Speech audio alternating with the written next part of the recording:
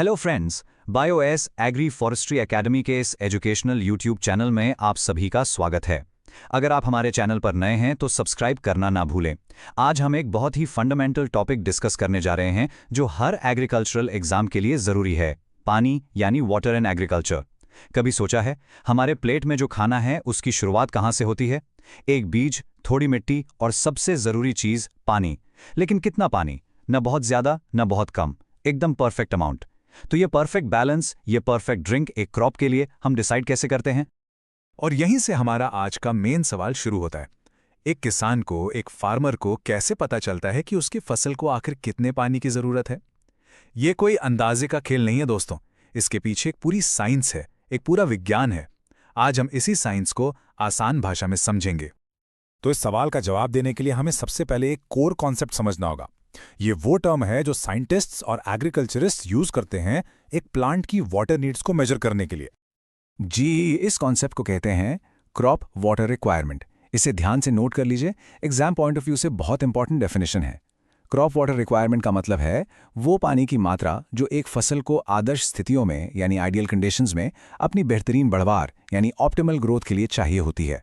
और ये पानी उस पानी की भरपाई करता है जो एवापोट्रांसपिरेशन के जरिए लॉस्ट हो जाता है। तो यहाँ सबसे ज़रूरी बात ये समझनी है कि क्रॉप कितना पानी पीता है, सिर्फ वही नहीं बल्कि वो कितना पानी एटमॉस्फेयर में खो देता है, उसको रिप्लेस करना ही CWR है।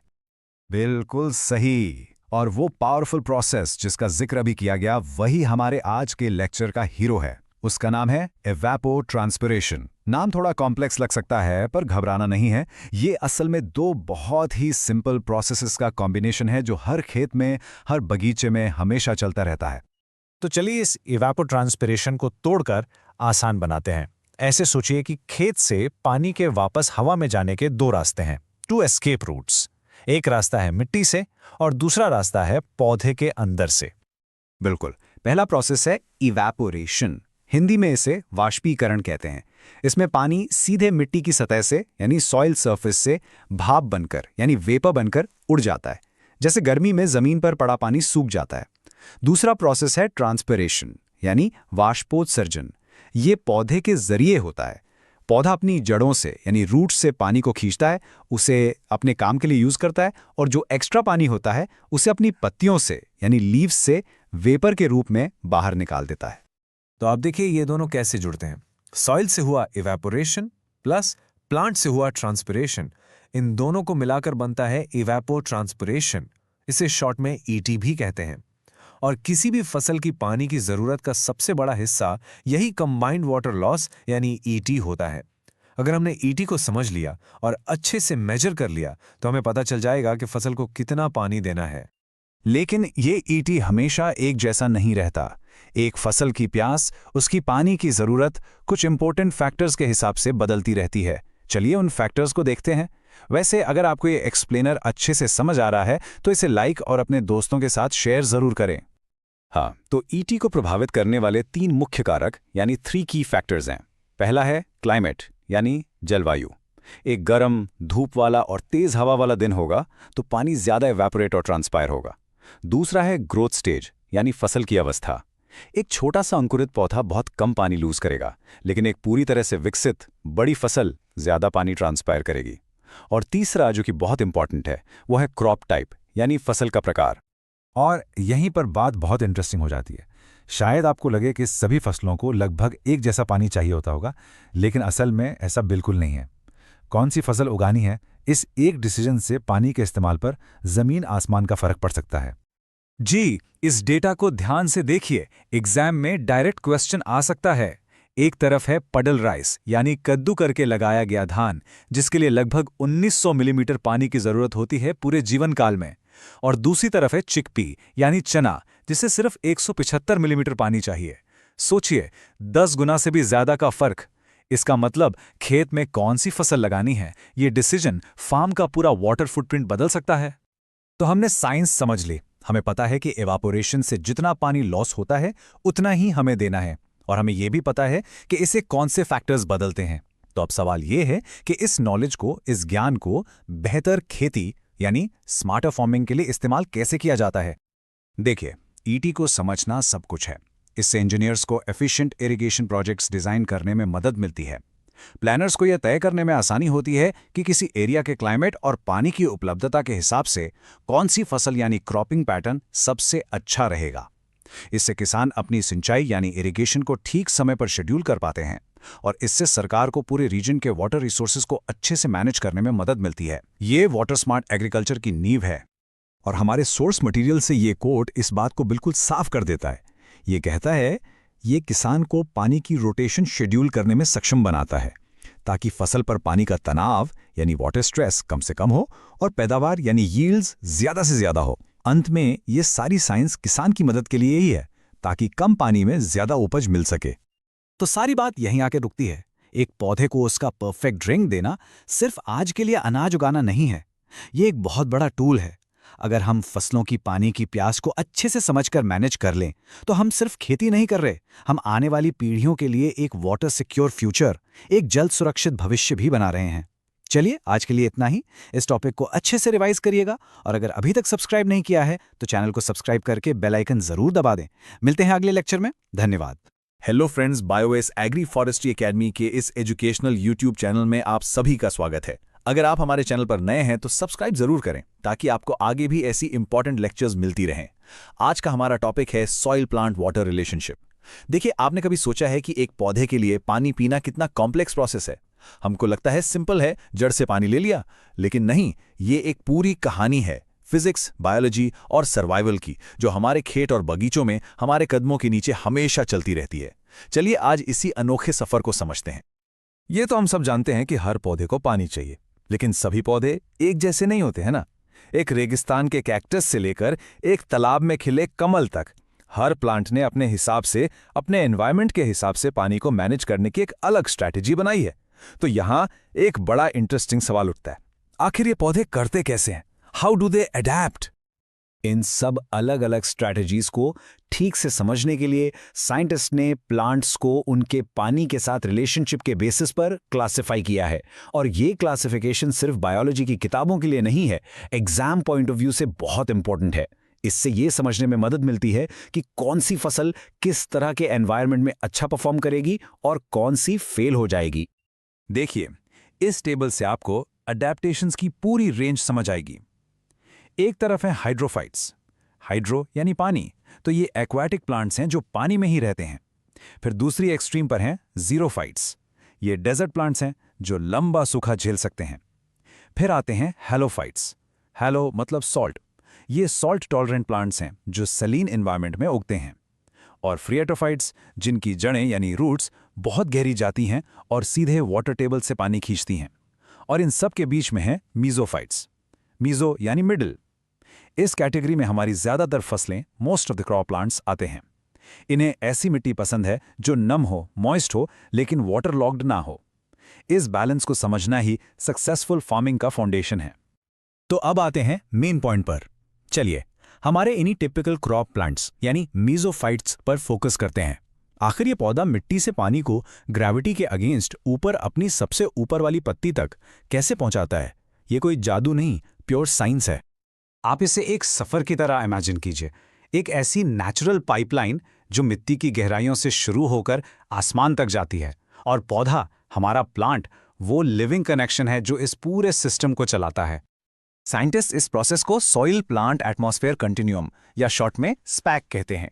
यह टर्म एग्जाम में पूछा जाता है।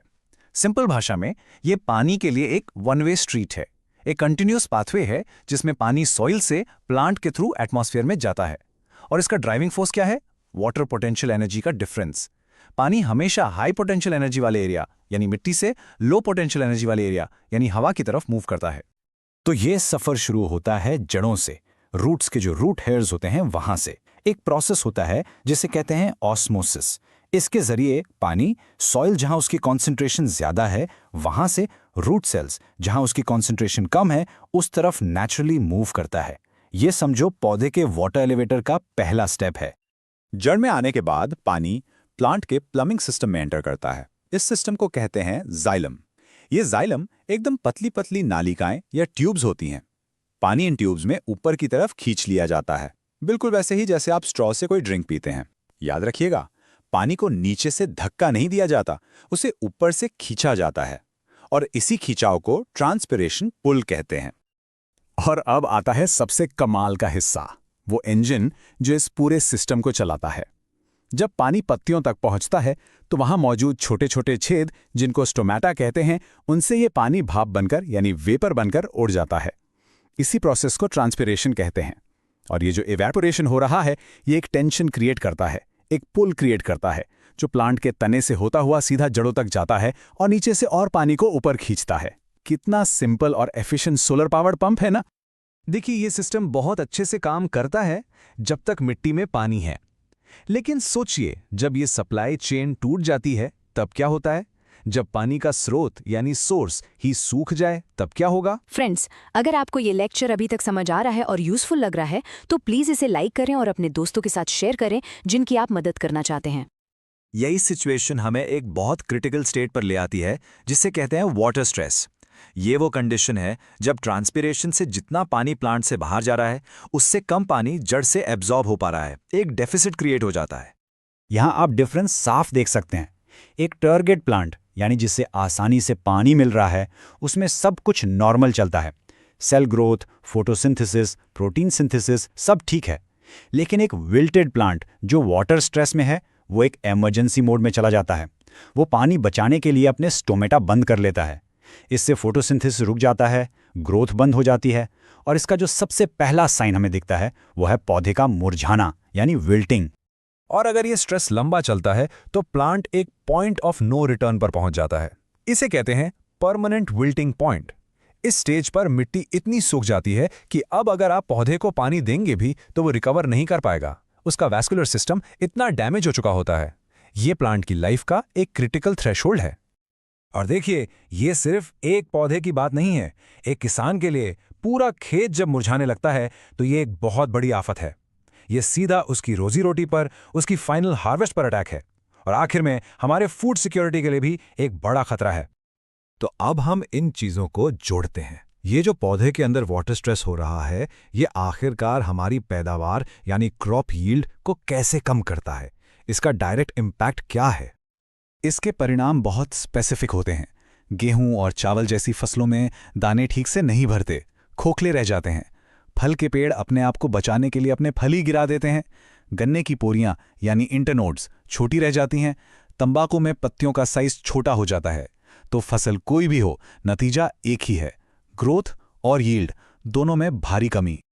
और यहाँ एक बहुत इंपॉर्टेंट बात समझने की है। सिर्फ ये मायने नहीं रखता कि पानी की कितनी कमी हुई, ये भी मायने रखता है कि कमी कब हुई। इस कोट में साफ लिखा है कि गेहूं में जब क्राउन रूट्स बन रही हों या फिर फूल आने की स्टेज हो, उस वक्त पानी की कमी बहुत ज्यादा नुकसान करती है। Timing is everything. तो इस नॉलेज को हम प्रैक्टिकल स्ट्रैटेजी में कैसे बदल लें? ये टेबल जो एग्जाम के लिए बहुत जरूरी है, इसका जवाब देती है। इसमें कुछ इंपॉर्टेंट क्रॉप्स की सबसे नाजुक स्टेजेस यानी मॉइस्चर सेंसिटिव स्टेजेस दी गई हैं। जैसे राइस के लिए टिलरिंग और फ्लावरिंग, वीट के लिए सबसे क्रिटिकल है क्राउन रूट इनिशिएशन, उसके बाद फ्लावरिंग और मिल्क स्टेज। दालों यानी पल्सेस के लिए फ्लावरिंग और pudding stage. In critical Windows के दौरान अगर आप फसल को पानी दे पाएं तो आप अपनी पैदावार को बचा सकते हैं। तो पूरी बात का सार ये है, एक मॉडर्न किसान के लिए सिर्फ ये जरूरी नहीं है कि वो फसल को पानी दे, जरूरी ये है कि वो फसल को सही समय पर पानी दे, जब उसको सबसे ज्यादा जरूरत हो। ये एक प्रोएक्टिव अप्रोच है, स्ट्रेटेजिक इरिगेशन मैनेजमेंट। तो अब हम आखिरी सवाल पर आते हैं। अब हम पौधे और पानी के इस नाजुक रिश्ते को समझ चुके हैं। हमें ये भी पता है कि पौधे कब सबसे कमजोर होते हैं। तो अब हमारे लिए चैलेंज ये है कि इस नॉलेज को टेक्नोलॉजी के साथ जोड़कर ऐसे स्मार्ट इरिगेशन सिस्टम्स बनाएं जो पौधे की जरूरत को बिल्कुल आइन वक्त पर पूरा कर सकें। यही खेती का भविष्य है, एक ऐसा भविष्य जहां हम हर बूंद पानी का सही इस्तेमाल करके अपनी फसलों को बचा सकें और अपनी पैदावार को मैक्सिमाइज कर सकें। उम्मीद है आज का लेक्चर आपके लिए फायदेमंद रहा होगा। हमारे चैनल को सब्सक्राइब करना और बेल आइकन प्रेस करना ना भूलें ताकि आपको आगे आने वाले लेक्चर्स के अपडेट्स मिलते रहें। रेगुलर रिवीजन करते रहिए। धन्यवाद। Hello friends, Bios agri forestry academy के इस एजुकेशनल यूट्यूब चैनल में आप सभी का स्वागत है। अगर आप हमारे चैनल पर नए हैं तो इसे सब्सक्राइब करना ना भूलें ताकि आपको आने वाले सभी लेक्चर्स की जानकारी मिलती रहे। तो चलिए आज का टॉपिक शुरू करते हैं। देखिए, हर किसान जानता है, हर स्टूडेंट जो एग्रीकल्चर पढ़ रहा है वो जानता है कि फसलों को पानी चाहिए। ये तो एक आम बात है, लेकिन असली सवाल जिससे उपज अच्छी या खराब हो सकती है वो ये है कि कितना पानी, एग्जैक्टली कितना। इस नंबर को सही से समझना ही एफिशिएंसी, यील्ड और सस्टेनेबल फार्मिंग की चाबी है। तो आज हम इसके पीछे की साइंस को, इवापोट्रांसपिरेशन को डिटेल में समझेंगे। आज के इस लेक्चर में हम 6 मुख्य बिंदुओं पर चर्चा करेंगे। सबसे पहले इवापोट्रांसपिरेशन आखिर है क्या, फिर हम ईटी से जुड़े कुछ जरूरी कॉन्सेप्ट्स को समझेंगे, उसके बाद हम उन कारकों को देखेंगे जो ईटी को प्रभावित करते हैं, फिर ईटी को नापने के डायरेक्ट और इनडायरेक्ट तरीकों पर बात करेंगे, और आखिर में इन सब जानकारियों को जोड़कर देखेंगे कि खेती में इसका प्रैक्टिकल यूज कैसे होता है। तो ये बड़ा सा शब्द इवापोट्रांसपिरेशन, जिसे हम शॉर्ट में ईटी कहते हैं, आखिर है क्या? सुनने में थोड़ा कॉम्प्लिकेटेड लगता है, पर असल में ये 2 सिंपल प्रोसेसेस का कॉम्बिनेशन है। एक पानी का जमीन की सतह से उड़ना और दूसरा पानी का पौधे से निकलना। चलिए इन दोनों हिस्सों को एक एक करके देखते हैं। इसका पहला हिस्सा है एवापोरेशन, जिसे हिंदी में हम वाष्पीकरण कहते हैं। इसको ऐसे समझिए जैसे बारिश के बाद किसी जमीन पर पानी पड़ा हो और वो धूप से सूख जाता है, पानी भाप बनकर हवा में चला जाता है। खेत में भी बिल्कुल यही होता है। सॉइल की सरफेस से पानी का वेपर बनकर उड़ जाना ही इवेपोरेशन है। अब दूसरा हिस्सा है ट्रांसपिरेशन, यानी वाष्पोत्सर्जन।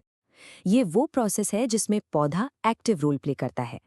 पौधे की जड़ें जमीन से पानी खींचती हैं।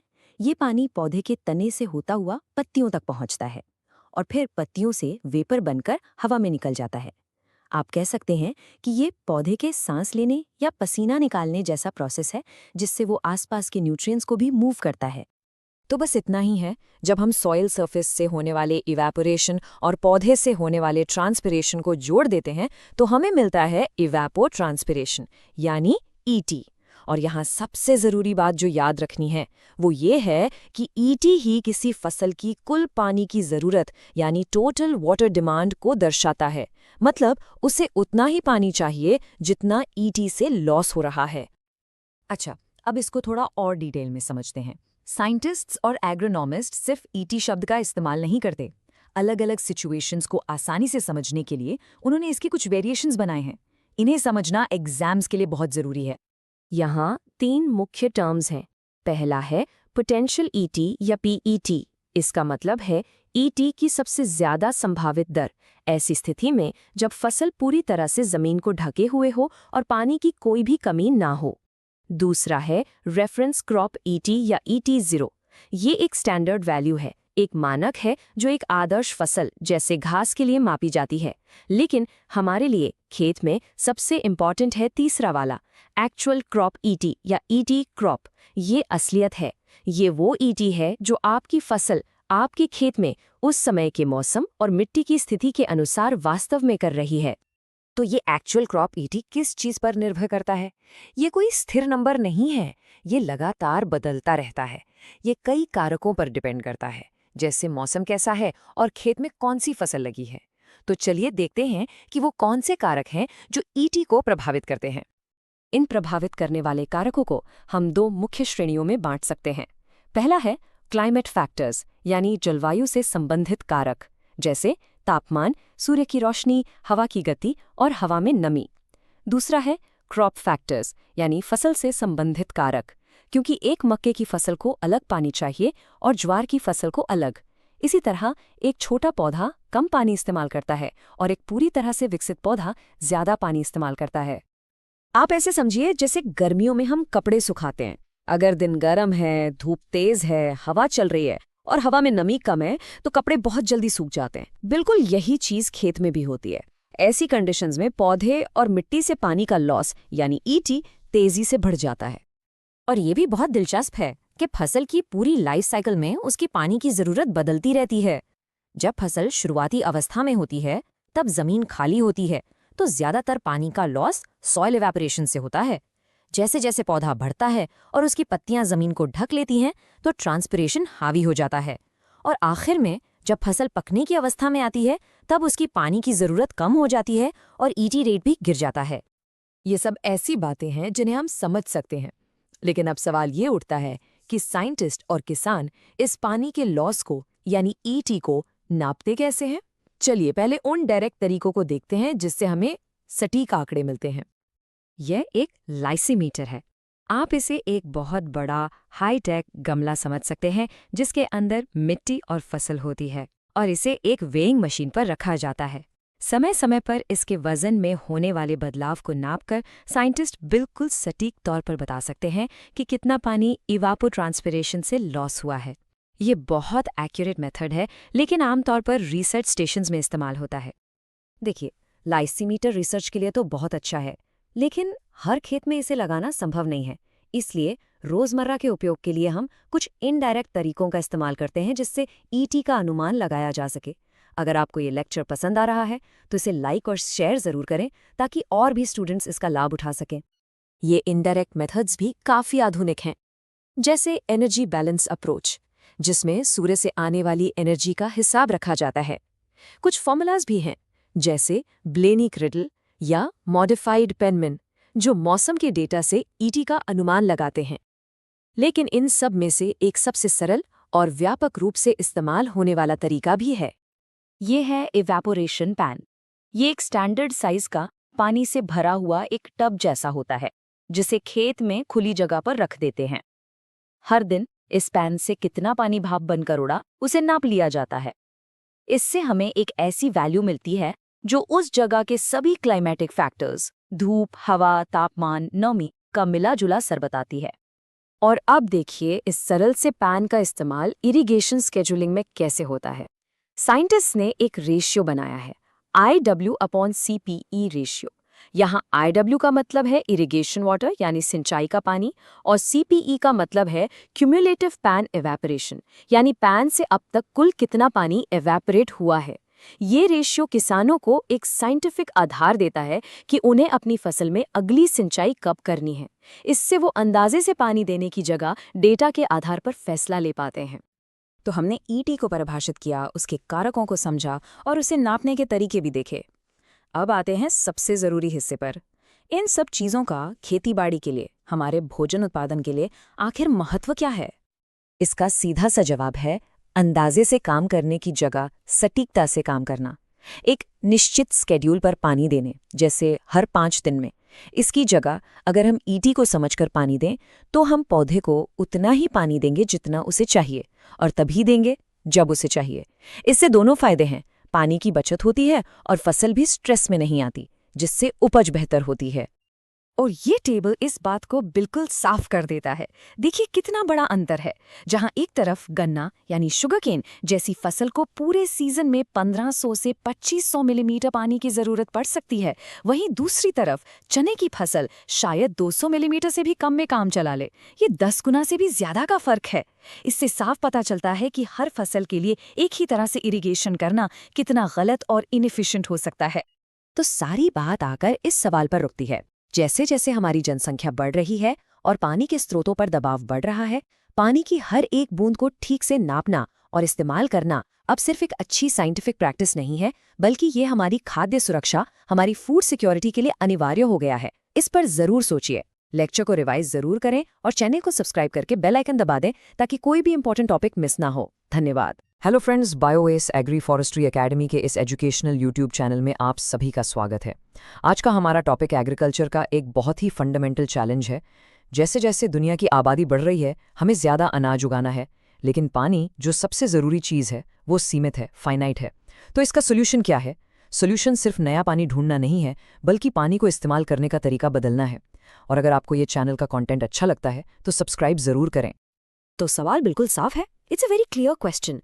हम बढ़ती हुई दुनिया के लिए ज्यादा खाना कैसे उगाएं, वो भी कम पानी से? पॉपुलेशन बढ़ रही है, फूड की डिमांड बढ़ रही है, लेकिन पानी तो उतना ही है, बल्कि कम हो रहा है। तो इस समस्या को हम कैसे सॉल्व करें? How do we produce more with less? देखिए, इसका जवाब कोई बहुत कॉम्प्लेक्स रॉकेट साइंस में नहीं है।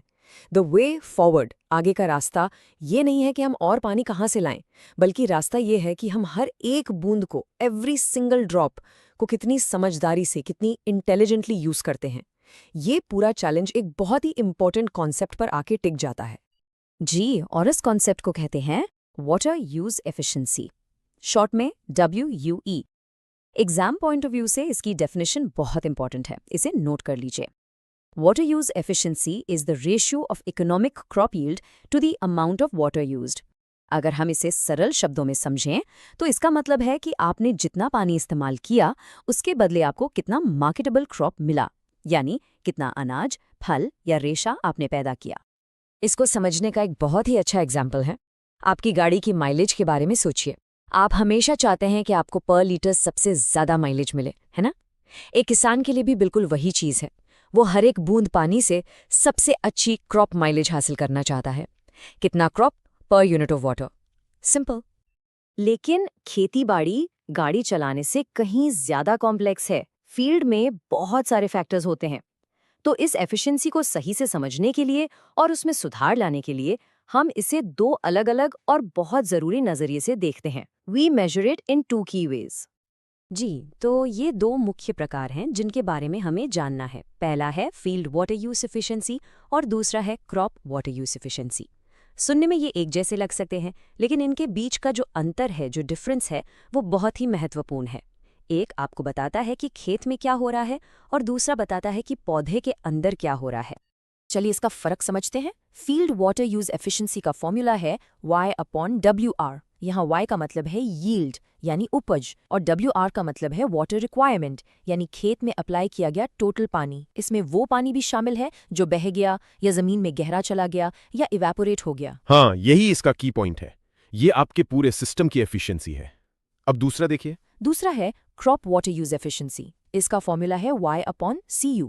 यहाँ Y तो यील्ड ही है, लेकिन CU का मतलब है कंजम्पटिव यूज यानी सिर्फ वो पानी जो पौधे ने असल में कंज्यूम किया, उपयोग किया, खास करके ट्रांसपिरेशन के प्रोसेस से। एग्जैक्टली। तो फील्ड WU ये आपको बता रहा है कि आपका इरिगेशन सिस्टम कितना एफिशिएंट है और क्रॉप WU बता रहा है कि आपका पौधा, आपकी क्रॉप वैरायटी पानी को यूज करने में कितनी एफिशिएंट है। एक सिस्टम एफिशिएंसी है, दूसरी बायोलॉजिकल एफिशिएंसी है।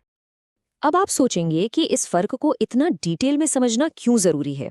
Is this just an academic exercise? बिल्कुल नहीं। इसको अच्छे से समझने के रियल वर्ल्ड में बहुत बड़े परिणाम होते हैं। एक किसान की आमदनी से लेकर हमारे एनवायरनमेंट और देश की फूड सिक्योरिटी तक सब पर इसका असर पड़ता है।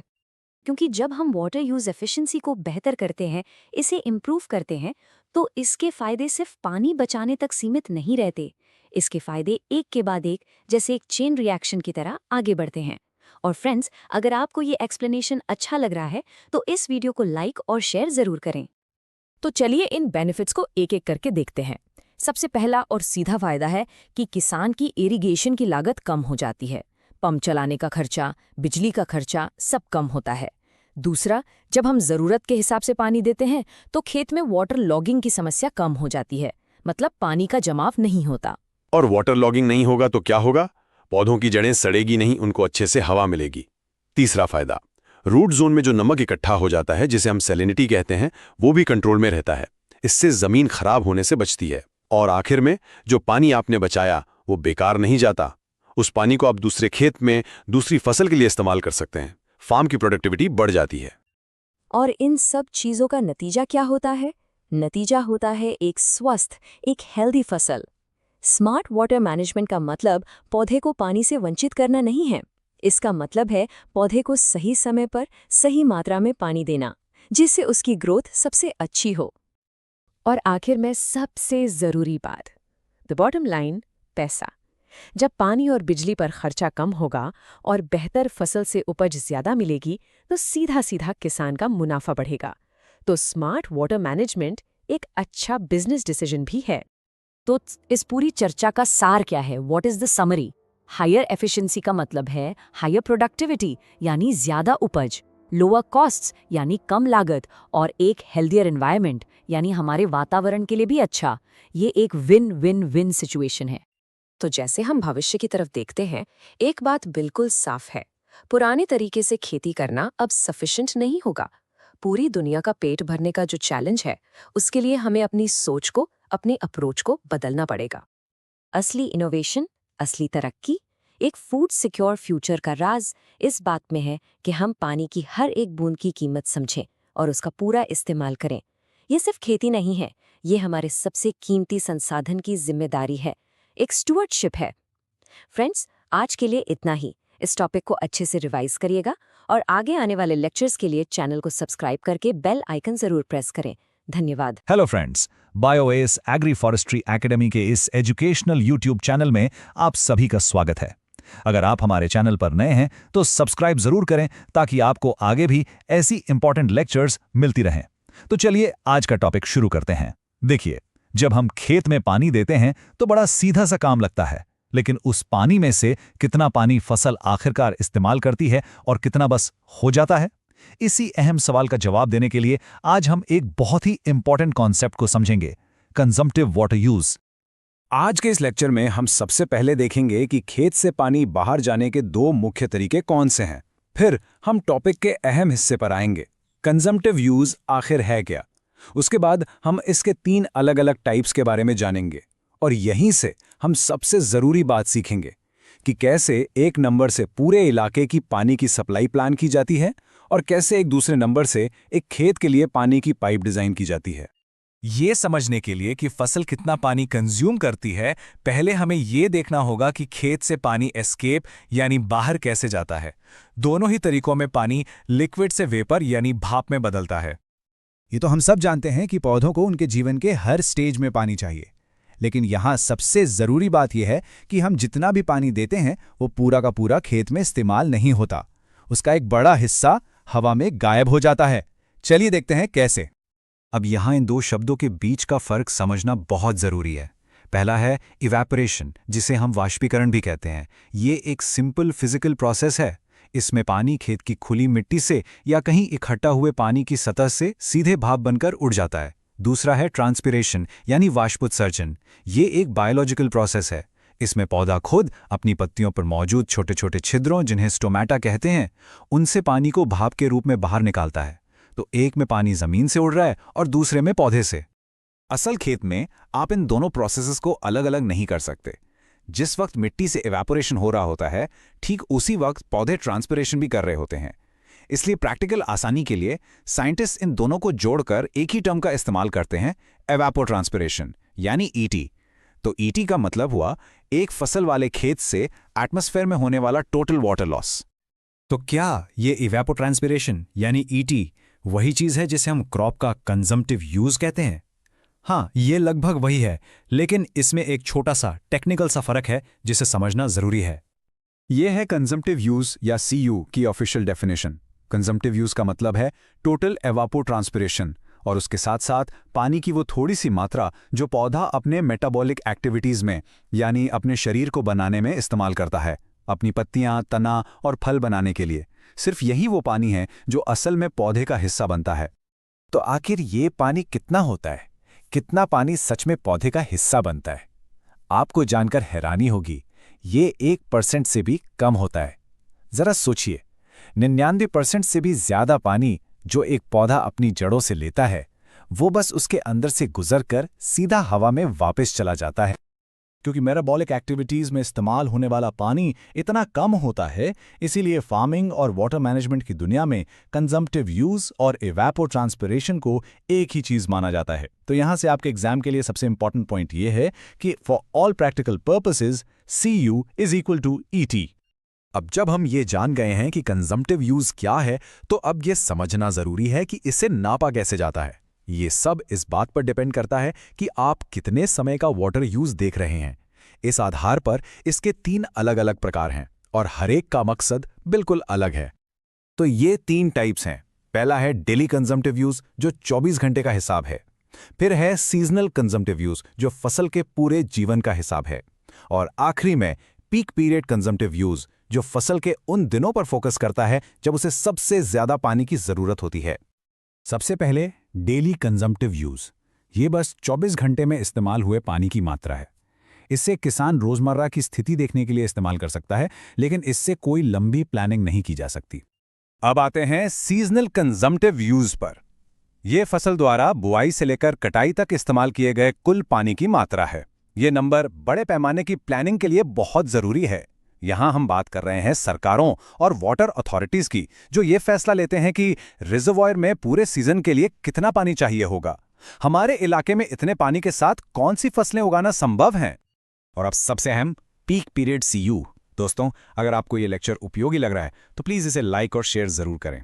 तो पीक पीरियड CU पानी की कुल मात्रा के बारे में नहीं है, बल्कि पानी के इस्तेमाल की अधिकतम दर यानी मैक्सिमम रेट के बारे में है। ये उस छोटे से समय पर फोकस करता है जब गर्मी ज़्यादा होती है और फसल पर फूल आ रहे होते हैं। तब फसल को सबसे ज़्यादा पानी चाहिए होता है। ये नंबर एक बहुत ही ज़रूरी इंजीनियरिंग सवाल का जवाब देता है। हमारे पंप कितने शक्तिशाली होने चाहिए और हमारी पानी की पाइप कितनी चौड़ी होनी चाहिए ताकि उस मैक्सिमम डिमांड को पूरा किया जा सके। और यहीं से हम इस पूरे लेक्चर के सबसे ज़रूरी निष्कर्ष पर पहुंचते हैं। सीजनल और पीक पीरियड CU के बीच का अंतर सिर्फ किताबी नहीं है, ये प्लानिंग और डिज़ाइनिंग के बीच का अंतर है, ये स्ट्रैटेजी और इंजीनियरिंग के बीच का अंतर है।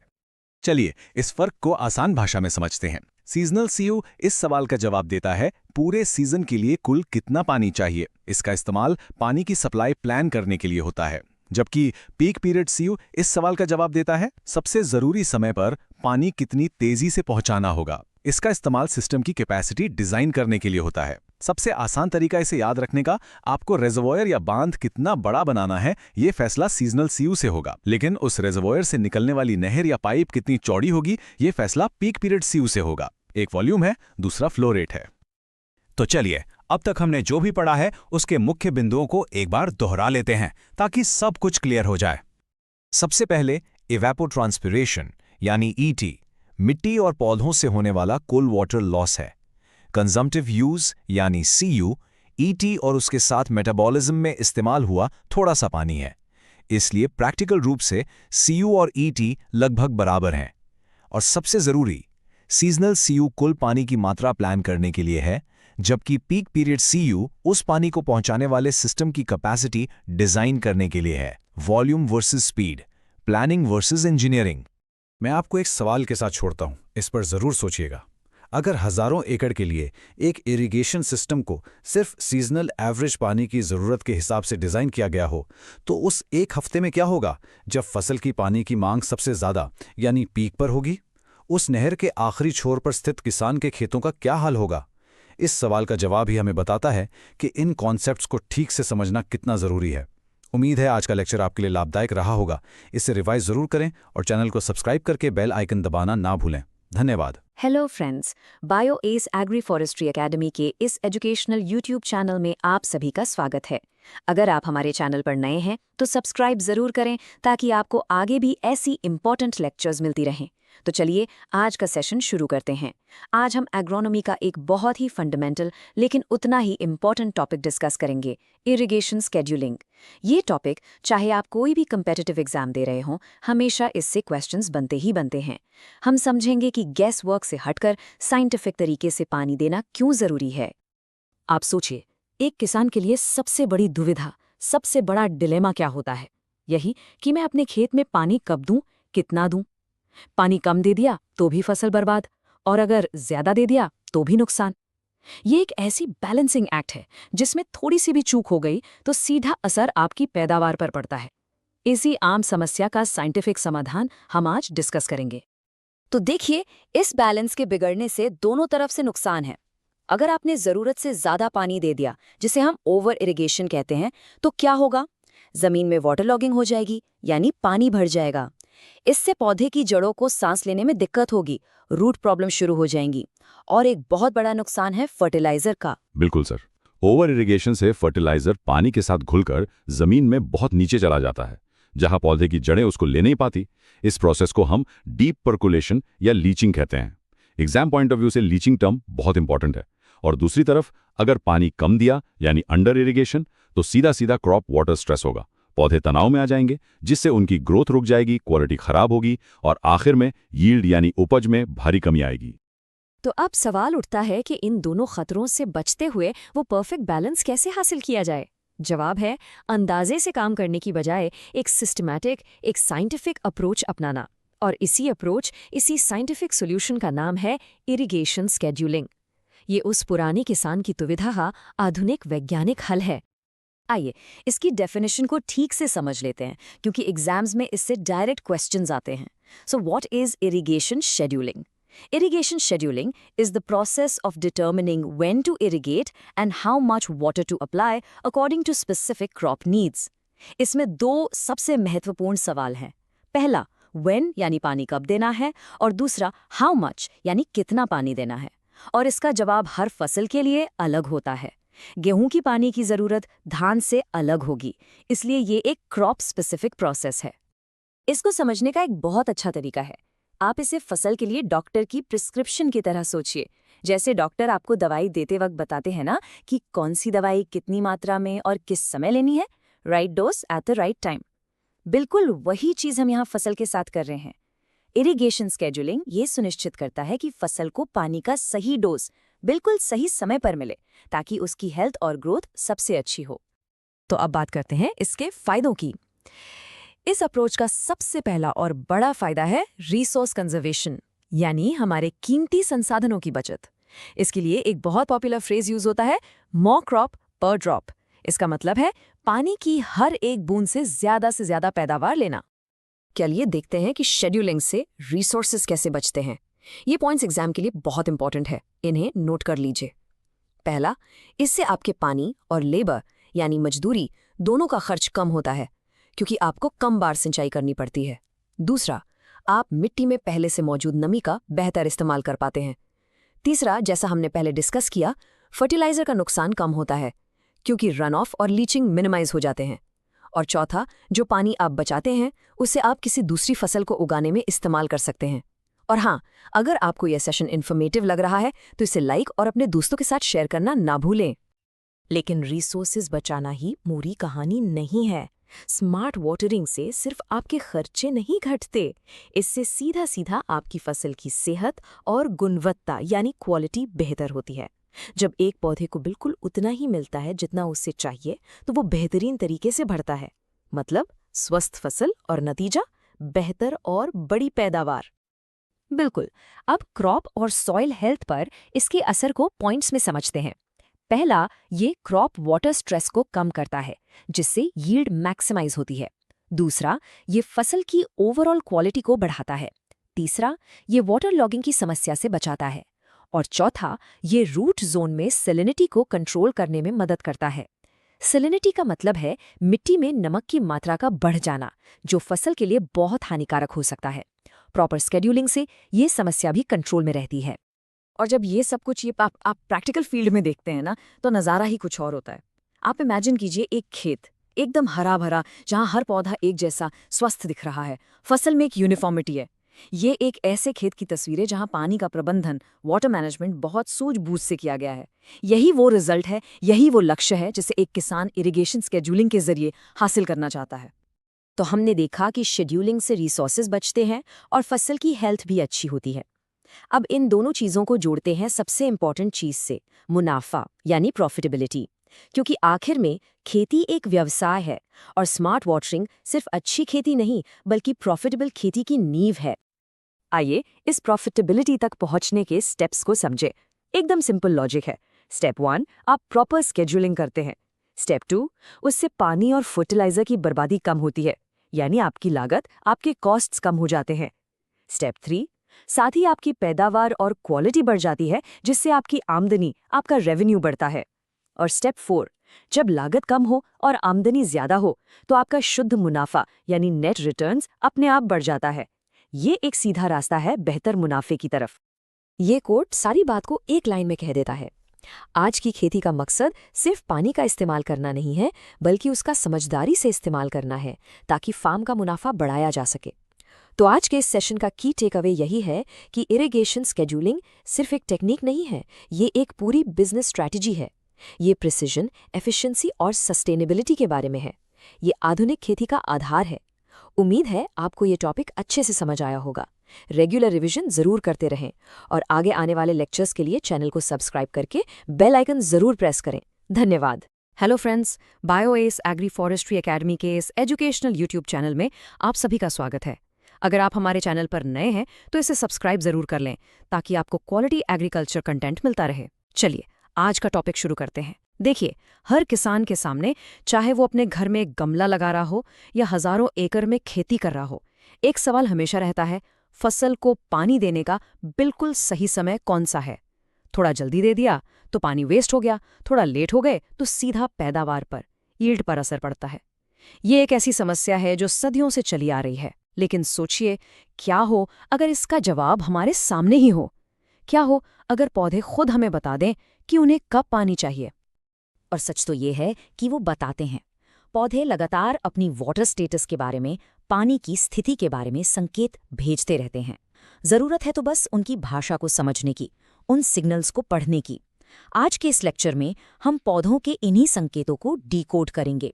उनके सबसे आम इशारों से लेकर कुछ हाईटेक तरीकों तक हम ये समझेंगे कि हमारी फसल हमसे कैसे कहती है कि वो प्यासी है।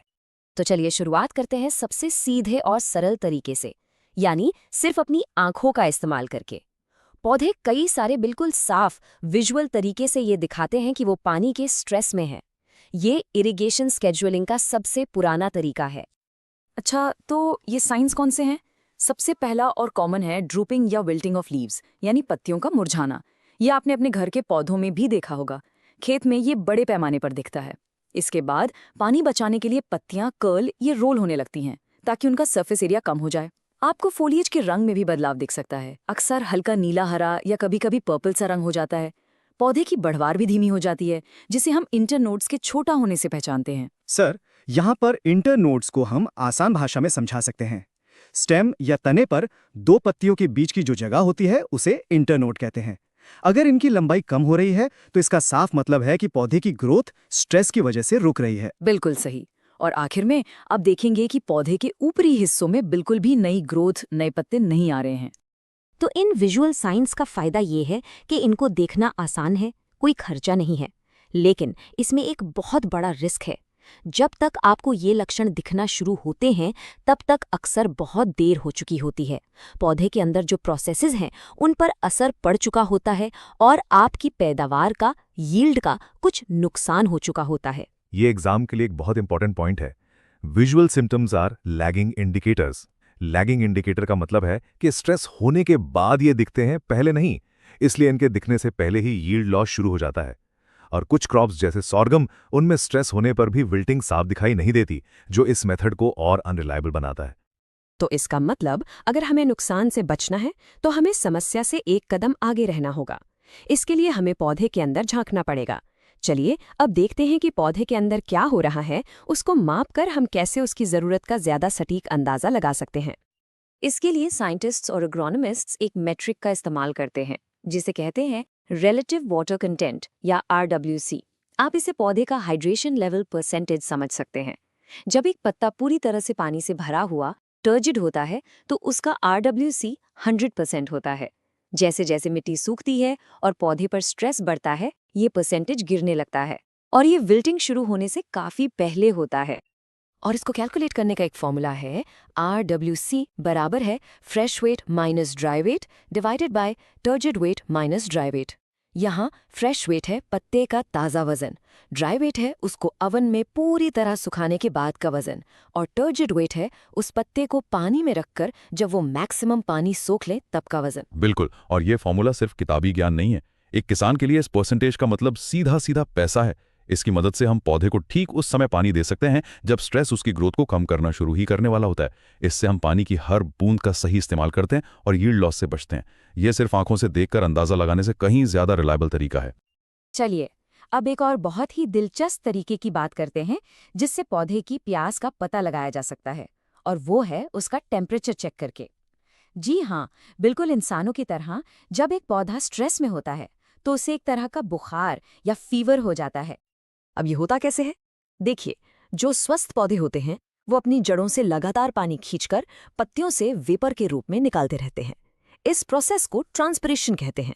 ये आम भाषा में पौधे का पसीना निकालना है जिससे वो ठंडा रहता है। लेकिन जब पौधे को पानी की कमी होती है तो वो पानी बचाने के लिए अपनी पत्तियों में मौजूद छोटे छोटे पोर्स, जिन्हें हम स्टोमाटा कहते हैं, उन्हें बंद कर लेता है। स्टोमाटा के बंद होते ही ट्रांसपिरेशन यानी पसीना निकलना बंद हो जाता है। इससे पौधे का कूलिंग सिस्टम थप पड़ जाता है और नतीजा ये होता है कि पत्ते का और पूरी फसल की कैनपी का टेम्परेचर बढ़ने लगता है। तो इसका नियम बहुत सरल है। अगर आपके फसल की कैनपी यानी ऊपर का हिस्सा आसपास की हवा से ठंडा है तो इसका मतलब फसल स्वस्थ है और अच्छी तरह ट्रांसपायर कर रही है। लेकिन अगर कैनपी का टेम्परेचर हवा के टेम्परेचर से ज्यादा हो गया है तो ये एक बड़ा खतरे का संकेत है, ये इस बात का साफ इशारा है कि फसल प्यासी है और उसे तुरंत पानी की जरूरत है। अगर आपको ये कॉन्सेप्ट्स आसान लग रहे हैं और समझ आ रहे हैं तो इस लेक्चर को लाइक और अपने दोस्तों के साथ शेयर जरूर करें। अभी तक हमने ये सीखा कि पौधे की प्यास को पहचाने कैसे, लेकिन अब इससे भी ज्यादा जरूरी सवाल आता है, पानी देना सबसे ज्यादा जरूरी कब है? क्योंकि पानी की कमी का असर हर समय एक जैसा नहीं होता। हर फसल के लाइफ साइकिल में, उसके जीवन चक्र में कुछ ऐसी स्टेजेस आती हैं जहां पानी बिल्कुल नॉन नेगोशिएबल है। उस समय पानी मिलना ही चाहिए। इन स्टेजेस को हम मॉइस्चर सेंसिटिव या क्रिटिकल ग्रोथ स्टेजेस कहते हैं। हो सकता है कि किसी और समय पर थोड़ा सा वाटर स्ट्रेस पौधा झेल जाए, लेकिन अगर इन क्रिटिकल स्टेजेस के दौरान पानी की हल्की सी भी कमी हुई तो इसका अंजाम सीधा सीधा फाइनल यील्ड यानी अनाज, फल या फाइबर की पैदावार पर बहुत बुरा हो सकता है। चलिए अब कुछ मुख्य फसलों और उनकी क्रिटिकल स्टेजेस पर नजर डालते हैं। ये टेबल आपके एग्जाम्स के लिए बहुत ही इंपॉर्टेंट है, इसको ध्यान से नोट कर लीजिए। जैसे राइस या धान में इनिशियल टेलरिंग और फ्लावरिंग यानी फूल आने की स्टेज बहुत क्रिटिकल है। वीट या गेहूं की बात करें तो उसमें क्राउन रूट इनिशिएशन या CRI स्टेज सबसे ज्यादा क्रिटिकल मानी जाती है। इसके अलावा टेलरिंग, फ्लावरिंग और डो स्टेज भी पानी के लिए सेंसिटिव हैं। पल्सेस यानी दालों में फ्लावरिंग और पॉडिंग, फूल आने और फलियां बनने का समय क्रिटिकल है। ग्रैम या चना में प्री फ्लोरिंग और फ्लोरिंग स्टेजेस, और शुगरकेन या गन्ने में फॉर्मेटिव स्टेज जो उसकी शुरुआती बढ़वार का समय है, वो सबसे अहम है। इन स्टेजेस को याद रखना एक सफल किसान और एक सीरियस स्टूडेंट दोनों के लिए जरूरी है। तो चलिए अब तक हमने जो भी सीखा है उस सबको एक साथ जोड़ते हैं। हमने शुरुआत की थी पौधों को सिर्फ बाहर से देखने से, और अब हम उनके अंदर के सिग्नल्स और उनकी लाइफ साइकिल को समझने लगे हैं। एक तरह से हमने उनकी भाषा को सुनना सीख लिया है। तो एक स्मार्ट फार्मर के लिए सही अप्रोच क्या है? इसके कुछ मुख्य बिंदु हैं। पहला, विजुअल साइंस जैसे पत्तियों का मुरझाना, इनको एक शुरुआती चेतावनी, एक अर्ली वार्निंग की तरह इस्तेमाल करें। दूसरा, सटीकता या प्रिसिजन के लिए RWC जैसे साइंटिफिक मापदंडों का इस्तेमाल करें ताकि समस्या बढ़ने से पहले ही आपको पता चल जाए। तीसरा, ये हमेशा याद रखें कि अगर फसल की कैनोपी गर्म हो रही है तो इसका मतलब है कि वो प्यासी है। और इन सब में सबसे जरूरी बात, मोस्ट इंपॉर्टेंटली, अपनी इरिगेशन को हमेशा फसल के क्रिटिकल ग्रोथ स्टेजेस के दौरान प्रायोरिटी दें। सबसे पहले उस समय पानी दें, क्योंकि इसी से आपकी फाइनल यील्ड सुरक्षित रहती है।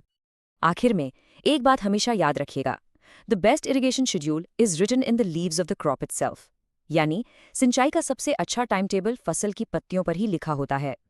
उन संकेतों को पढ़ना सीखकर हम न सिर्फ अपनी पैदावार बढ़ा सकते हैं, बल्कि अपने सबसे कीमती संसाधन पानी का भी बेहतर इस्तेमाल कर सकते हैं।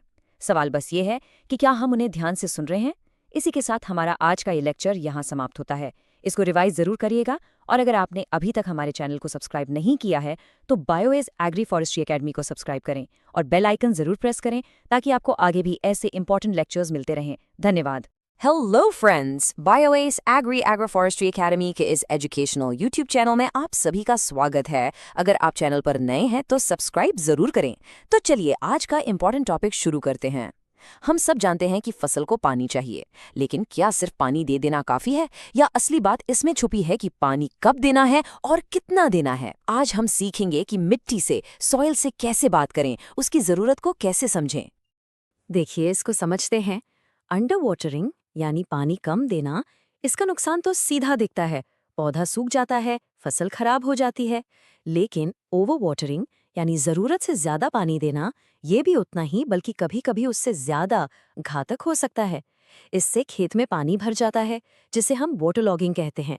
जड़ों में सड़न शुरू हो जाती है, रूट रॉट हो जाता है, और सबसे बड़ा नुकसान, आपका महंगा फर्टिलाइजर पानी के साथ घुलकर जड़ों की पहुंच से नीचे चला जाता है। पानी बर्बाद, पैसा बर्बाद, और वो फर्टिलाइजर आगे जाकर पानी को पल्यूट भी करता है। तो फिर इसका सही सल्यूशन क्या है? इसका सल्यूशन है इरिगेशन स्केड्यूलिंग। ये एक ऐसी साइंटिफिक प्रोसेस है, एक वैज्ञानिक तरीका है, जिससे हम ये निर्धारित करते हैं कि व्हेन टू इरिगेट यानी सिंचाई कब करनी है, and how much water to apply यानी कितना पानी लगाना है। यही इसकी सबसे सरल डेफिनेशन है जो आपको याद रखनी है। अब इसके फायदे क्या हैं? क्यों करें हम इतनी मेहनत? देखिए, फायदे बहुत सारे हैं। सबसे पहला, आपकी पैदावार यानी यील्ड और उसकी क्वालिटी दोनों बेहतर होती हैं। दूसरा, आपका पानी और लेबर दोनों का खर्चा बचता है। फर्टिलाइजर का जो लॉस हो रहा था वो रुक जाता है। खेत में वाटर लॉगिंग की समस्या नहीं आती और सॉइल में जो नमक इकट्ठा हो जाता है यानी रूट ज़ोन सैलिनिटी, उसको भी कंट्रोल करने में मदद मिलती है। तो हर तरफ से फ़ायदा ही फ़ायदा है। तो आज के इस लेक्चर में हम क्या क्या डिस्कस करने वाले हैं? सबसे पहले हम इसके कोर आइडिया यानी सॉइल मॉइस्चर को समझेंगे। उसके बाद हम 3 अलग अलग साइंटिफिक मेथड्स डिस्कस करेंगे। पहला, डायरेक्ट कंटेंट अप्रोच, दूसरा अवेलेबल वाटर डिप्लीशन मेथड और तीसरा सॉइल वाटर टेंशन मेथड। और आखिर में हम सबको समराइज करके इसका की टेकअवे देखेंगे। यहाँ पर जो सबसे बड़ा बदलाव है ना, वो ये है कि हम कैलेंडर देखकर पानी नहीं देंगे। ऐसा नहीं है कि हर हफ्ते पानी देना है। अब हम सॉइल से ही पूछेंगे कि उसको पानी की ज़रूरत है या नहीं। We are going to let the soil itself tell us when it's thirsty. और यही इस पूरे कॉन्सेप्ट का दिल है, इसका आधार है। हमें मिट्टी की ऊपरी सतह से मतलब नहीं है। हमारा पूरा फोकस प्लांट के रूट जोन पर है, यानी जड़ों का क्षेत्र। क्योंकि पौधे का सारा काम पानी और पोषक तत्व लेने का वहीं से होता है, तो हमें ऐसी जगह की मॉइस्चर को मॉनिटर करना है जहां जड़ें एक्टिव हैं। चलिए अब हम अपने पहले मेथड पर आते हैं। ये सबसे सीधा, सबसे डायरेक्ट तरीका है सॉइल में पानी की मात्रा पता करने का। इसको हम कहते हैं सॉइल वाटर कंटेंट अप्रोच। इस मेथड को ग्रेविमेट्रिक मेथड भी कहते हैं। इसमें प्रोसेस बहुत सिंपल है। हम खेत से एक सॉइल सैंपल लेते हैं, उसको वे करते हैं यानी उसका वजन लेते हैं, फिर उसे ओवन में रखकर पूरी तरह से सुखा देते हैं और फिर से उसका वजन लेते हैं। जो वजन में कमी आई वही पानी का वजन है, उससे हम परसेंटेज निकाल लेते हैं। बहुत ही आसान है। लेकिन इसमें एक बहुत बड़ी कमी है। एक सिंपल परसेंटेज से आपको पूरी कहानी नहीं पता चलती। जैसा कि यहाँ लिखा है, ये अप्रोच इरिगेशन शेड्यूलिंग के लिए आइडियल नहीं माना जाता। पता है क्यों? क्योंकि अलग अलग सॉइल का टेक्सचर अलग होता है। मान लीजिए 20% पानी एक भारी चिकनी मिट्टी यानी क्ले सॉइल के लिए अच्छा हो सकता है, लेकिन उतना ही पानी एक हल्की रेतीली मिट्टी यानी सैंडी सॉइल के लिए वाटर लॉगिंग जैसी सिचुएशन पैदा कर सकता है। तो सिर्फ परसेंटेज से ये नहीं पता चलता कि वो पानी प्लांट को मिल भी पा रहा है या नहीं। इसीलिए हमें एक बेहतर अप्रोच की ज़रूरत है, और वही है हमारा दूसरा मेथड, जिसका नाम है depletion of available soil water method. Short में इसको DASM यानी डैसम कहते हैं। ये मेथड इस बात का ध्यान रखता है कि प्लांट के लिए कितना पानी अवेलेबल है। दास्म को समझने के लिए एक टर्म समझना बहुत ज़रूरी है, अवेलेबल सॉइल वाटर। आप इसको पौधे की पानी की टंकी समझ सकते हैं। इस टंकी का अपर लेवल है फील्ड कैपेसिटी। ये वो पॉइंट है जब सॉइल में पानी अच्छे से भर जाता है, लेकिन एक्स्ट्रा पानी नीचे चला जाता है। और इस टंकी का लोअर लेवल है परमानेंट विल्टिंग पॉइंट। ये वो सूखा पॉइंट है जिसके बाद पौधा पानी नहीं ले पाता और परमानेंट मुरझा जाता है। इन दोनों पॉइंट्स के बीच का पानी ही अवेलेबल सॉइल वाटर कहलाता है, जिसे पौधा आसानी से यूज कर सकता है। तो अब देखते हैं कि ये फील्ड में कैसे काम करता है। एक किसान एक थ्रेशोल्ड यानी एक सीमा तय करता है। आमतौर पर यह 50% डिप्लीशन होता है। इसका मतलब ये हुआ कि हम पौधे को उसकी पानी की टंकी का आधा हिस्सा इस्तेमाल करने देते हैं।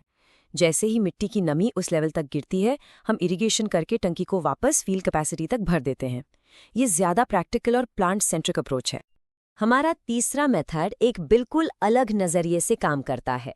ये नहीं नापता कि सॉइल में कितना पानी है, बल्कि ये नापता है कि पौधे की जड़ों को उस पानी को खींचने के लिए कितनी मेहनत करनी पड़ रही है। अगर लेक्चर आपको पसंद आ रहा है तो लाइक और शेयर करना ना भूलें। इस फोर्स को कहते हैं सॉइल वाटर टेंशन। इसको एक एग्जाम्पल से समझिए। मान लीजिए आप स्ट्रॉ से एक ग्लास से पानी पी रहे हैं। जब ग्लास पूरा भरा है तो पानी आसानी से आ जाता है। ये है लो टेंशन। लेकिन जब ग्लास में आखिरी कुछ बूंदें बची हैं तो आपको बहुत जोर से खींचना पड़ता है। ये है हाई टेंशन। ठीक इसी तरह जब मिट्टी सूखी होती है तो पानी के कण मिट्टी से चिपके रहते हैं और पौधे की जड़ों को पानी खींचने में ज़्यादा जोर लगाना पड़ता है। और इस टेंशन या सक्शन फोर्स को नापने के लिए हम मिट्टी को हाथ से महसूस नहीं कर सकते। इसके लिए हमें ख़ास इंस्ट्रूमेंट्स की ज़रूरत पड़ती है, जिन्हें हम सीधे रूट जोन में इंस्टॉल करते हैं ताकि हमें डायरेक्ट रीडिंग मिल सके। इस काम के लिए 2 मेन इंस्ट्रूमेंट्स यूज होते हैं। पहला है टेंसियोमीटर, जिसे एरोमीटर भी कहते हैं। ये कोर्स यानी रेतीली मिट्टी के लिए और ऑर्चर्ड्स और सब्जियों जैसी फसलों के लिए बहुत अच्छा है। दूसरा है रेजिस्टेंस ब्लॉक, जिसे जिप्सम ब्लॉक भी कहते हैं। ये उसके आगे की रेंज में यानी हाई टेंशन पर अच्छा काम करता है। इसलिए ये फाइन टेक्सचर्ड यानी चिकनी मिट्टी के लिए बेहतर माना जाता है। इनके वर्किंग प्रिंसिपल में भी फर्क है। टेंसियोमीटर एक पानी से भरी ट्यूब होती है जो सक्शन को डायरेक्टली नापती है, जबकि रेजिस्टेंस ब्लॉक दो इलेक्ट्रोड्स के बीच इलेक्ट्रिकल रेजिस्टेंस को नापता है। जैसा कि हम जानते हैं, पानी इलेक्ट्रिसिटी का अच्छा कंडक्टर है, तो जैसे जैसे मिट्टी सूखती जाती है, रेजिस्टेंस बढ़ता जाता है। अब टेंशियोमीटर की एक मुख्य सीमा है, अ की लिमिटेशन। ये लो टेंशन पर बहुत एक्यूरेट होता है, लेकिन जैसे ही टेंशन 0.8 बार से ऊपर जाता है, बार एक प्रेशर की यूनिट है, इंस्ट्रूमेंट के अंदर का वैक्यूम टूट जाता है और उसकी रीडिंग सही नहीं आती। इसलिए ऐसी मिट्टी जो पानी को बहुत कस के पकड़ती है, जैसे कि हेवी क्ले सॉइल, वहाँ ये उतना उपयोगी नहीं है। चलिए, तो हमने काफी साइंटिफिक कॉन्सेप्ट्स डिस्कस कर लिए हैं। अब इन सबको एक साथ रखकर देखते हैं कि किस मेथड का इस्तेमाल कब करना बेहतर है। तो ये टेबल पूरी कहानी को समराइज करती है। देखिए, सॉयल वाटर कंटेंट मेथड आपको डायरेक्ट परसेंटेज देता है, जो बेसिक एनालिसिस के लिए ठीक है। डीएसएम मेथड अवेलेबल वाटर के इस्तेमाल का परसेंटेज बताता है, जो जनरल फील्ड क्रॉप्स की शेड्यूलिंग के लिए बहुत अच्छा है। और टेंशन मेथड्स पानी को पकड़ के रखने की फोर्स को नापते हैं, जिसमें टेंशियोमीटर सैंडी सॉइल्स के लिए और जिप्सम ब्लॉक फाइनर सॉइल्स के लिए उपयुक्त है। इतनी सारी साइंस के बाद एक प्रैक्टिकल बात हमेशा याद रखनी चाहिए। आज भी जमीन पर अनेकों अनुभवी किसान एक ऐसे मेथड पर भरोसा करते हैं जो सालों के अनुभव से आता है, फील एंड अपीयरेंस मेथड। एक तजुर्बेकार किसान मिट्टी को हाथ में लेकर उसे दबाकर ही उसकी नमी का अंदाजा लगा लेता है। यह साइंस और अनुभव का एक बेहतरीन मिश्रण है। और यही हमारा सबसे महत्वपूर्ण टेकअवे है, सबसे ज़रूरी सीख। हमारा असली मकसद सिर्फ पोटेंशियल यील्ड, यानी जितनी मैक्सिमम पैदावार हो सकती है वो हासिल करना नहीं है, चाहे उसकी कोई भी कीमत हो। असली मकसद है ऑप्टिमम यील्ड, यानी एक संतुलित पैदावार जो हाई वाटर यूज एफिशिएंसी के साथ हासिल की जाए, मतलब पानी का सही इस्तेमाल करके एक सस्टेनेबल तरीके से अच्छी पैदावार लेना। तो इस डिस्कशन के आखिर में मैं आपके लिए एक सवाल छोड़कर जा रहा हूँ। अब जब हम इन साइंटिफिक मेथड्स को जानते हैं, तो हम और बेहतर सिस्टम्स कैसे डिज़ाइन कर सकते हैं जिससे ये टेक्नोलॉजी, ये ज्ञान हर छोटे बड़े किसान तक आसानी से पहुंच सके और उनके लिए अफोर्डेबल हो। इस पर ज़रूर सोचिए। तो ये था हमारा आज का लेक्चर। इसे अच्छे से रिवाइज करिएगा और आगे आने वाले लेक्चर्स के लिए चैनल को सब्सक्राइब करके बेल आइकन ज़रूर प्रेस करें। धन्यवाद। Hello friends, Bios agri forestry academy के इस एजुकेशनल यूट्यूब चैनल में आप सभी का स्वागत है। दोस्तों, खेतीबाड़ी में एक किसान के लिए सबसे बड़े दो सवाल हमेशा रहते हैं। इरिगेशन कब करें और कितना पानी दें। एक अंदाजे और एक अक्लमंद कैलकुलेशन के बीच का फर्क सिर्फ थोड़ा सा पानी नहीं होता, ये एक लाभदायक फसल और एक बेकार खेत के बीच का अंतर होता है। तो आज हम एक ऐसे साइंटिफिक मेथड को समझेंगे जो इस गेसवर्क को इरिगेशन से हमेशा के लिए हटा देता है। और अगर आप हमारे चैनल पर नए हैं तो इसे सब्सक्राइब करना ना भूलें। यही दो सबसे अहम, सबसे बुनियादी सवाल हैं। पहले के ज़माने में इनका जवाब अनुभव और अंदाजे से आता था, लेकिन जैसा आप जानते हैं, आज पानी की कमी है और हर बूंद कीमती है। इसलिए मॉडर्न एग्रीकल्चर अब एक ज़्यादा प्रिसाइज, डेटा पर आधारित जवाब मांगती है। तो चलिए देखते हैं कि अंदाजे से इरिगेशन करने में और साइंटिफिक तरीके से करने में क्या फ़र्क है। जब हम सिर्फ गैस करते हैं तो अक्सर ओवर वाटरिंग हो जाती है। इससे पानी तो बर्बाद होता ही है, साथ में आपका महंगा फर्टिलाइजर भी पानी के साथ बहकर जमीन में नीचे चला जाता है, जड़ों तक पहुंचता ही नहीं। नतीजा लोअर यील्ड्स। लेकिन जब हम साइंटिफिक शेड्यूलिंग फॉलो करते हैं तो पानी भी बचता है, फसल की पैदावार भी अच्छी होती है और किसान का मुनाफा यानी नेट रिटर्न बढ़ जाता है। ओके, तो आइए इस विषय में गहराई से उतरते हैं। आज हम जिस शानदार सॉल्यूशन की बात करने वाले हैं, उसका जवाब ना तो मिट्टी में है ना पौधे में। उसका जवाब ऊपर आसमान में है। हम मौसम को यानी क्लाइमेट को अपना गाइड बनाएंगे। जी सर, इरिगेशन शेड्यूलिंग के लिए साइंटिफिक अप्रोच में मुख्य रूप से 3 तरीके हैं। पहला, हम सॉइल को मॉनिटर कर सकते हैं, यानी मिट्टी में नमी की जांच कर सकते हैं। दूसरा, हम पौधे को ही ऑब्जर्व कर सकते हैं, उसके वाटर स्ट्रेस के साइंस देख सकते हैं। और तीसरा, जो आज का हमारा टॉपिक है, वो है क्लाइमेटोलॉजिकल अप्रोच, यानी क्लाइमेटिक डेटा का इस्तेमाल करना। ये approach on farm decision making के लिए बहुत ही प्रैक्टिकल और पावरफुल मानी जाती है। तो यह क्लाइमेटोलॉजिकल अप्रोच आखिर है क्या? इसका सिद्धांत बहुत सरल है। इसके अनुसार इरिगेशन एटमॉस्फेयर की इवैपोरेटिव डिमांड पर आधारित होनी चाहिए। आसान शब्दों में कहें तो जितना ज़्यादा वातावरण प्यासा होगा, यानी जितनी ज़्यादा गर्मी, धूप और हवा होगी, उतना ही ज़्यादा पानी ज़मीन और पौधे से उड़ेगा, तो फसल को भी उतनी ही पानी की ज़रूरत पड़ेगी। बिल्कुल सही। अब इस एटमॉस्फेरिक थर्स्ट को, यानी वातावरण की पानी की मांग को नापने के लिए साइंटिस्ट एक टर्म यूज करते हैं, एक मापक यूज करते हैं। जी, उस टर्म को कहते हैं पोटेंशियल इवोट्रांसपिरेशन, जिसे शॉर्ट में पीईटी कहते हैं। इसकी डेफिनेशन को ध्यान से समझिएगा, एग्जाम के लिए इंपॉर्टेंट है। पीईटी का मतलब है एक छोटी, स्वस्थ, हरी भरी फसल जिसे पानी की कोई कमी ना हो, उससे होने वाला maximum water loss through evaporation and transpiration. यहाँ पोटेंशियल शब्द बहुत महत्वपूर्ण है। ये एक्चुअल वाटर यूज नहीं है, बल्कि उस पर्टिकुलर वेदर कंडीशन में मैक्सिमम कितना पानी यूज हो सकता है, उसकी आदर्श दर है। एपपीट को कैलकुलेट करने के लिए कॉम्प्लेक्स फॉर्मूलेज हैं, लेकिन खेत में इसका असर नापने का एक बहुत ही सरल और असरदार उपकरण है।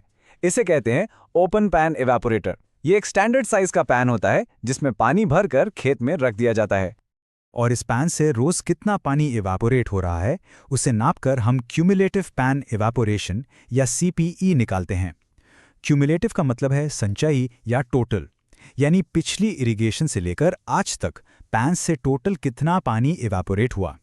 सीपीई की सबसे बड़ी खूबी ये है कि ये एक सिंगल वैल्यू है जो सारे क्लाइमेटिक फैक्टर्स जैसे धूप, हवा, तापमान, ह्यूमिडिटी सबके कंबाइंड इफेक्ट को दर्शाता है। तो अब हमने सीपीई को समझ लिया। अब देखते हैं कि इस मेजरमेंट को एक प्रैक्टिकल डिसीजन मेकिंग टूल में कैसे बदला जाए। यहां पर आता है हमारा सबसे इंपॉर्टेंट मेथड, जिसे कहते हैं IW/CPE रेशियो मेथड। ये मेथड इंडिया में बहुत ही वाइडली यूज होता है और बहुत प्रभावी है। अगर आपको ये डिस्कशन फायदेमंद लग रहा है तो इस वीडियो को लाइक और अपने दोस्तों के साथ शेयर जरूर करें। IW/CPE रेशियो, इसका नाम थोड़ा टेक्निकल लग सकता है, पर कॉन्सेप्ट बहुत सीधा है।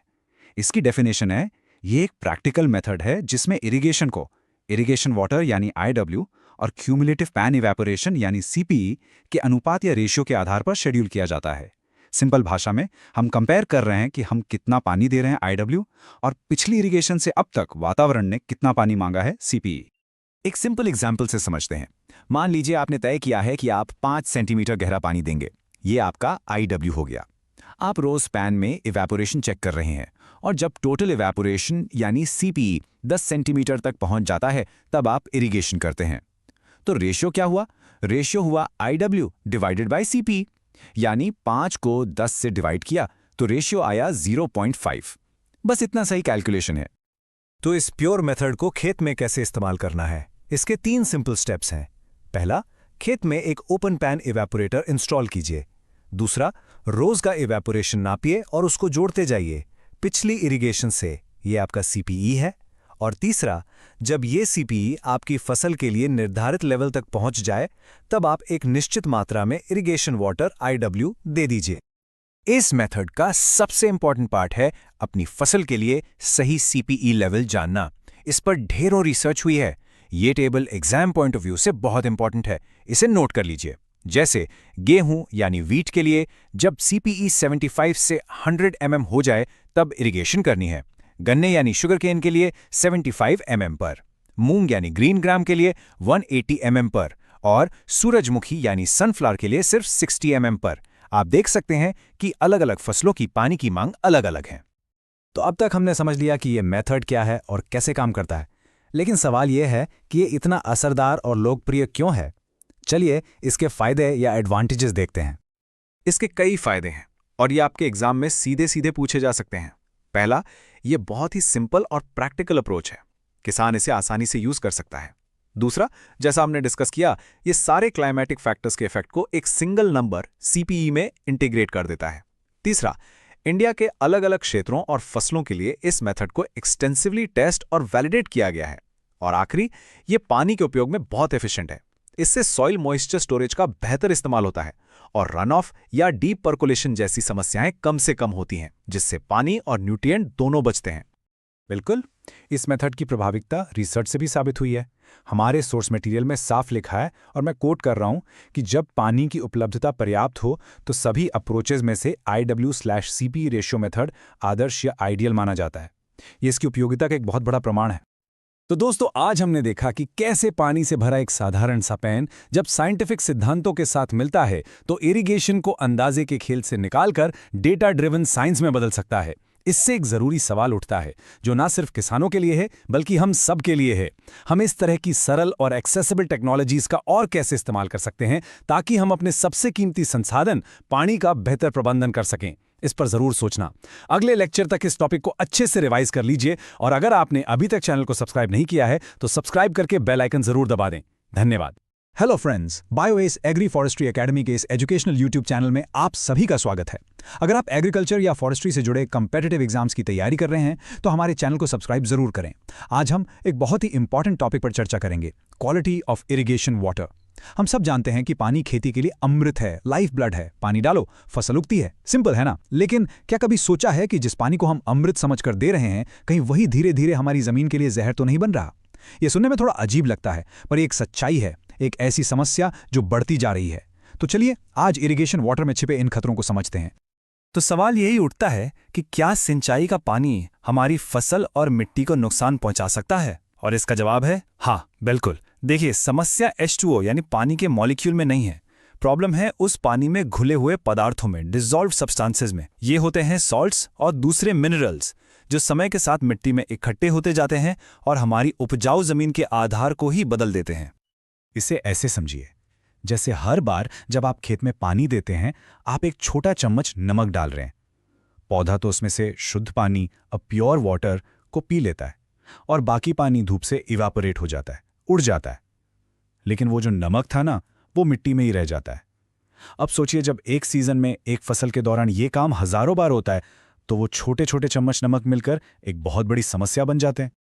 और ये कोई मामूली मात्रा की बात नहीं है। जो पानी हम नदियों से, नहर से या जमीन के नीचे से मतलब ग्राउंड वाटर से निकालते हैं, उसमें बारिश के पानी यानी रेन वाटर के मुकाबले 10 से 100 गुना ज्यादा तक सॉल्ट हो सकता है। सोच लीजिए कितना बड़ा अंतर है ये। यही वजह है कि जो चीज़ हमारे लिए इतनी ज़रूरी है वही हमारी मिट्टी की उर्वरता यानी फर्टिलिटी के लिए एक लॉन्ग टर्म खतरा बन जाती है। तो अगर हर तरह का पानी एक जैसा नहीं है तो हम अच्छे और बुरे पानी में फर्क कैसे करेंगे? इसके लिए साइंटिस्ट ने एक तरह का रिपोर्ट कार्ड सिस्टम बनाया है। ये कुछ इंपॉर्टेंट टेस्ट्स हैं जो हमें बताते हैं कि पानी में असल में क्या घुला हुआ है और उससे हमारी जमीन को कितना खतरा है। चलिए इस रिपोर्ट कार्ड को डिटेल में देखते हैं। इस रिपोर्ट कार्ड का सबसे पहला और सबसे इंपॉर्टेंट पैरामीटर है इलेक्ट्रिकल कंडक्टिविटी, जिसे हम शॉर्ट में EC कहते हैं। इसका कॉन्सेप्ट बहुत सिंपल है। प्योर वाटर यानी शुद्ध पानी इलेक्ट्रिसिटी का एक बहुत खराब कंडक्टर होता है, लेकिन जब पानी में नमक यानी डिसॉल्व्ड सॉल्ट्स घुल जाते हैं तो उसकी इलेक्ट्रिकल कंडक्टिविटी बढ़ जाती है। तो हम पानी की कंडक्टिविटी को मेजर करके उसमें घुले हुए टोटल सॉल्ट्स की मात्रा का आकलन कर सकते हैं। आसान भाषा में EC से हम पानी का खारापन या सॉल्टीनेस नापते हैं। Higher the EC, higher is the salinity. ये EC की रीडिंग सिर्फ नंबर्स नहीं है, इन्हें रिस्क कैटेगरीज में क्लासिफाई किया गया है। United states department of agriculture यानी USDA ने इसके लिए एक स्केल बनाया है C1 से लेके C5 तक। C1 का मतलब है लो सैलिनिटी वाटर, जो लगभग सभी फसलों के लिए सेफ है। लेकिन जैसे जैसे हम C2, C3 और खासकर C4 और C5 की तरफ बढ़ते हैं, रिस्क बहुत ज्यादा हो जाता है। ये हाई सैलिनिटी वाटर है जिसे यूज करने के लिए आपको बहुत ही स्पेसिफिक और केयरफुल फार्मिंग टेक्निक्स अपनानी पड़ती हैं, वरना सॉइल खराब हो सकती है। लेकिन सिर्फ टोटल सॉल्ट की मात्रा जान लेना ही काफी नहीं है। सॉल्ट का प्रकार यानी टाइप ऑफ सॉल्ट भी बहुत जरूरी है। और यहीं पर हमारा दूसरा टेस्ट काम आता है जिसे कहते हैं सोडियम एब्जॉर्प्शन रेशियो या SAR। ये टेस्ट खास तौर पर सोडियम को मेजर करता है जो हमारी मिट्टी का सबसे बड़ा दुश्मन है, और उसकी तुलना करता है फायदेमंद मिनरल्स जैसे कैल्शियम और मैग्नीशियम से।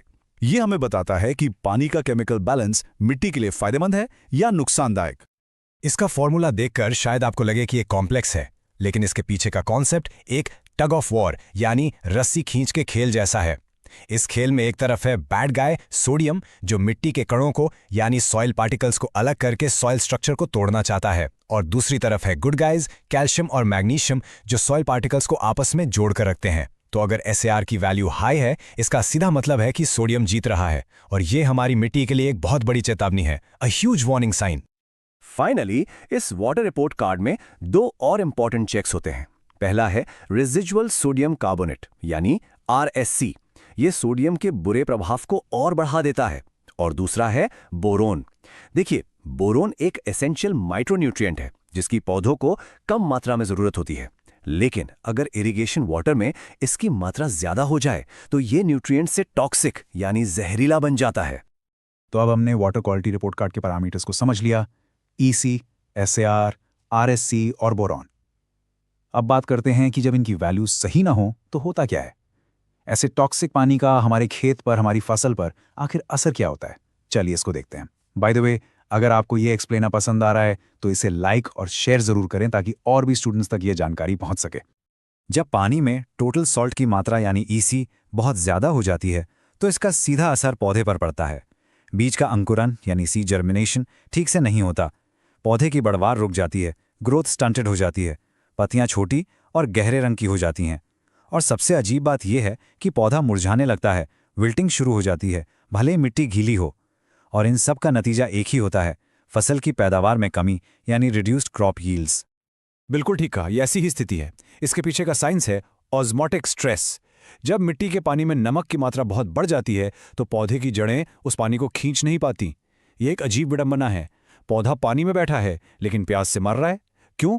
क्योंकि नमक की दीवार उस पानी को जड़ों तक पहुंचने ही नहीं दे रही। अब आते हैं सोडियम पर, यानी हाई सार वैल्यू।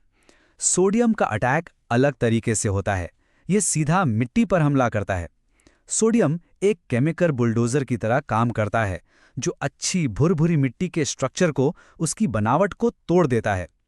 मिट्टी के कण आपस में चिपक जाते हैं और जमीन की ऊपरी सतह पर एक सख्त पपड़ी, एक हार्ड क्रस्ट बन जाती है। इस क्रस्ट की वजह से पानी और हवा जड़ों तक नहीं पहुंच पाते। आप समझ लीजिए, आप अनजाने में अपने ही खेत को एक तरह से कंक्रीट से पेव कर रहे हैं। अब तक जो हमने सुना वो काफी चिंताजनक है, लेकिन इस समस्या से निपटने के लिए एग्रीकल्चरल साइंस ने कई सारे उपाय भी विकसित किए हैं। ऐसे बहुत से स्मार्ट साइंस बेस्ड सॉल्यूशंस हैं जिनका इस्तेमाल करके किसान भाई खराब क्वालिटी के पानी के रिस्क को मैनेज कर सकते हैं। चलिए उन सॉल्यूशंस पर एक नजर डालते हैं। एक सबसे इंपॉर्टेंट टेक्निक है लीचिंग रिक्वायरमेंट। ये सुनने में थोड़ा टेक्निकल लगता है पर इसका कॉन्सेप्ट सिंपल है, पानी से ही पानी की समस्या को दूर करना। इसमें किसान जानबूझकर खेत में जरूरत से थोड़ा एक्स्ट्रा पानी देते हैं। ये एक्स्ट्रा पानी मिट्टी में जमे हुए हानिकारक सॉल्ट्स को अपने अंदर घोल लेता है, डिसॉल्व कर लेता है और फिर उन्हें धक्का देकर पौधे के रूट जोन से बहुत नीचे ले जाता है। इस तरह मिट्टी में सॉल्ट्स का बैलेंस दोबारा ठीक हो जाता है। एक और बहुत ही प्रैक्टिकल सॉल्यूशन है ब्लेंडिंग ऑफ वाटर। मान लीजिए एक किसान के पास दो पानी के सोर्स हैं, एक खराब क्वालिटी का है जिसमें सॉल्ट ज़्यादा है और दूसरा अच्छी क्वालिटी का है जैसे कि बारिश का इकट्ठा किया हुआ पानी। तो वो इन दोनों को मिक्स कर सकता है। इससे क्या होगा, सॉल्ट का कॉन्सेंट्रेशन, उसकी सांद्रता कम हो जाएगी और जो फाइनल मिक्सचर बनेगा वो सिंचाई के लिए सेफ हो जाएगा। और भी बहुत सारी स्मार्ट फार्मिंग टैक्टिक्स हैं, जैसे कि ऐसी फसलों की किस्में यानी क्रॉप वैरायटीज चुनना जो नमक को सह सकती हैं, उन्हें हम सॉल्ट टॉलरेंट कहते हैं। हाई एफिशिएंसी ड्रिप इरिगेशन का इस्तेमाल करना जिससे पानी सीधा जड़ों के पास बूंद बूंद गिरता है और एक माइक्रो लीचिंग इफेक्ट पैदा करता है। खेत में मल्च यानी पलवार बिछाना जिससे पानी का इवेपोरेशन कम हो और सॉल्ट्स ऊपर ना आए, ये सभी बहुत कारगर तरीके हैं। तो जैसा कि हमने देखा, इरिगेशन वाटर को मैनेज करना सिर्फ पंप चालू करने जैसा नहीं है। ये एक कॉम्प्लेक्स साइंस है और एक लगातार बनाए रखने वाला संतुलन है, अ डेलिकेट बैलेंस। इस पूरी चर्चा का सार यह है कि हमें बढ़ती आबादी के लिए ज़्यादा अनाज उगाना है, जिसका मतलब है हमें ज़्यादा पानी इस्तेमाल करना होगा। लेकिन हम ये अपनी मिट्टी की सेहत की कीमत पर नहीं कर सकते। हमारी मिट्टी को बचाना कोई विकल्प नहीं है, ये हमारे पूरे फूड सिस्टम की नींव है, फाउंडेशन है। इसके लिए एक साइंटिफिक मैनेजमेंट और जो पानी हम इस्तेमाल कर रहे हैं उसकी क्वालिटी के प्रति एक गहरी समझ और सम्मान की ज़रूरत है। और इसके साथ भविष्य के लिए एक बहुत बड़ा सवाल खड़ा होता है। साफ और मीठा पानी यानी फ्रेश वाटर आने वाले समय में और भी कम होने वाला है। इसका मतलब है कि हमें ऐसा पानी इस्तेमाल करने के लिए मजबूर होना पड़ेगा जो शायद उतना अच्छा ना हो। तो हमारी जनरेशन के सामने असली चुनौती ये है कि हम इस समस्या से बाहर निकलने के लिए नए नए उपाय, नए इनोवेशंस कैसे करेंगे। हम पूरी दुनिया का पेट कैसे भरेंगे बिना उस जमीन को बर्बाद किए जिस पर हम खड़े हैं। इस सवाल पर जरूर सोचिएगा। इस लेक्चर को रिवाइज जरूर करें और ऐसे ही इंपॉर्टेंट टॉपिक्स के लिए हमारे चैनल को सब्सक्राइब करके बेल आइकन प्रेस करना ना भूलें। धन्यवाद।